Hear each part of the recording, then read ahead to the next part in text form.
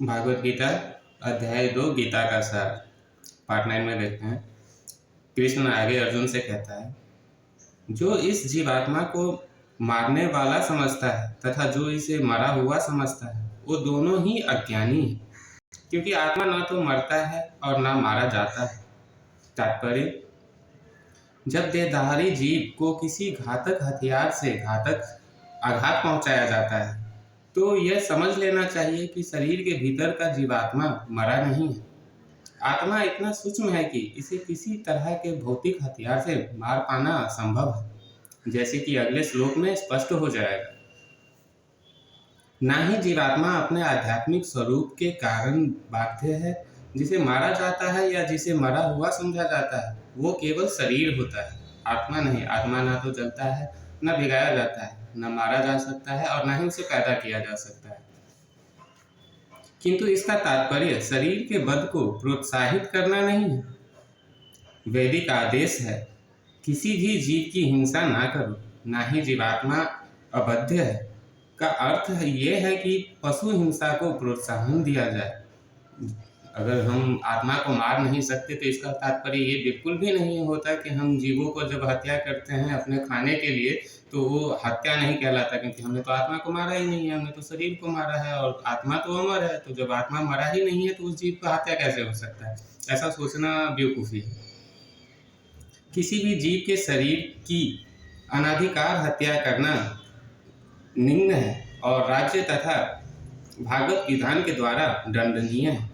किंतु अर्जुन का तो धर्म के नियमानुसार कृष्ण ने मारने के लिए कहा था, क्योंकि वो एक क्षत्रिय था, उसका कर्म ही युद्ध करना था और वो जो युद्ध कर रहा था वो समाज कल्याण के लिए कर रहा था, एक स्त्री के स्वाभिमान के लिए कर रहा था। इसी वजह से उसका युद्ध करना अति आवश्यक था।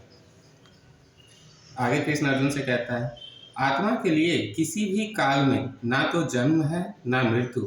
वो ना तो कभी जन्म लेता है, न ही मारा जा सकता है। वो अजन्मा, नित्य, शाश्वत तथा पुरातन है। शरीर के मारे जाने पर वो मारा नहीं जाता। तात्पर्य, गुणात्मक दृष्टि से परमात्मा का अंश परम से अभिन्न है। वह शरीर के भांति विकारी नहीं है। कभी कभी आत्मा को स्थायी या कथुष्ट कहा जाता है। शरीर में 6 प्रकार के रूपांतरण होते हैं। वह माता के गर्भ से जन्म लेता है, कुछ काल तक रहता है, बढ़ता है, कुछ परिमाण उत्पन्न करता है, धीरे धीरे क्षीण होता है और अंत में समाप्त हो जाता है। किंतु आत्मा में ऐसा परिवर्तन नहीं होते।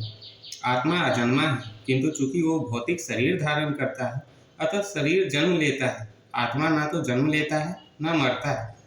जिसका जन्म होता है उसकी मृत्यु भी होती है, और चूंकि आत्मा जन्म नहीं लेता अतः उसका ना तो भूत है ना वर्तमान और ना ही भविष्य। वो नित्य, शाश्वत तथा सनातन है, अर्थात उसके जन्म लेने का कोई इतिहास नहीं है। इसी शरीर के प्रभाव में आकर आत्मा के जन्म मरण आदि का इतिहास खोजते हैं। आत्मा शरीर की तरह कभी भी वृद्ध नहीं होता।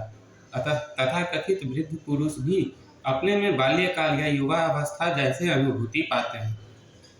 शरीर के परिवर्तनों का आत्मा पर कोई प्रभाव नहीं पड़ता। आत्मा वृक्ष या किसी अन्य भौतिक वस्तु की तरह क्षीण नहीं होता। आत्मा की कोई उत्कृष्टि नहीं होती।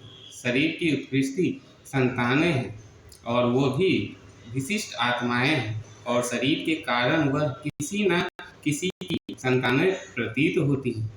मतलब आत्मा ना तो जन्म लेता है ना ही मरता है, फिर भी वो शरीर जन्म लेता है, किसी का संतान बन सकता है, किसी का बाप बन सकता है, किसी का पति बन सकता है। लेकिन इसका मतलब ये नहीं कि वो आत्मा परिवर्तित हो चुका है। आत्मा शरीर छोड़ने के बाद से फिर एक नया शरीर धारण करेगा और उसकी पहचान अलग होगी, लेकिन आत्मा कांस्टेंट वही रहेगा। शरीर की वृद्धि आत्मा की उपस्थिति के कारण होती है, किंतु आत्मा के ना तो कोई उपवृद्धि है ना ही उसमें कोई परिवर्तन होता है। अतः आत्मा शरीर के 6 प्रकार के परिवर्तन से मुक्त है। इस श्लोक का अर्थ तथा तात्पर्य भागवत गीता के श्लोक जैसा ही है, किंतु इस श्लोक में एक विशिष्ट शब्द विपक्ष का प्रयोग हुआ है, जिसका अर्थ है विद्वान या ज्ञान में व्यक्ति। आत्मा ज्ञान से या चेतना से सदैव पूर्ण रहता है, अतः चेतना ही आत्मा का लक्षण है।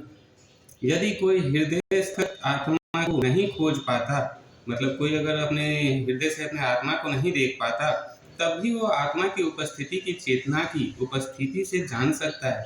मतलब अगर कोई अपने आत्मा को नहीं देख पा रहा है, फिर भी वो अपनी चेतना की, अपनी बुद्धि की तीव्र गति से अगर सोचना स्टार्ट कर दे, अपने माइंड को अगर 3% से ऊपर उठा करके सोचना स्टार्ट कर दे, तो अपने आत्मा को महसूस कर सकता है।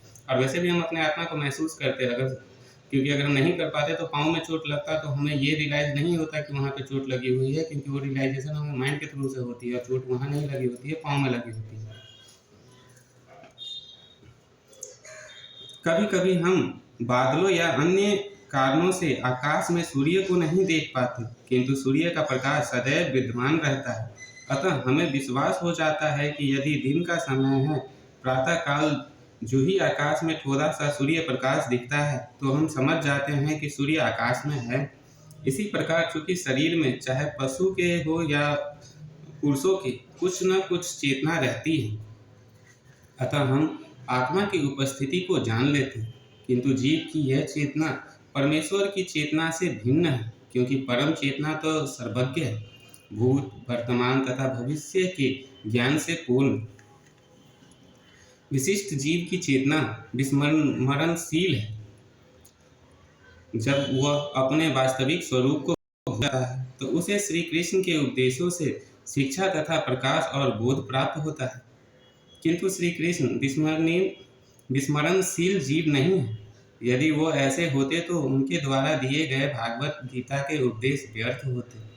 आत्मा के दो प्रकार हैं, एक तो अनु आत्मा और दूसरा विभु आत्मा। परमात्मा तथा अनु आत्मा दोनों शरीर रूपी उसी वृक्ष में जीव के हृदय में विद्यमान है, और इसमें से जो समस्त इच्छाओं तथा शोकों से मुक्त हो चुका है, वही भागवत कृपा से आत्मा की महिमा को समझ सकता है। श्री कृष्ण परमात्मा के भी उद्गम हैं, जैसे कि अगले अध्याय में बताया जाएगा, और अर्जुन अनु आत्मा के समान है, जो अपने वास्तविक स्वरूप को भूल गया है।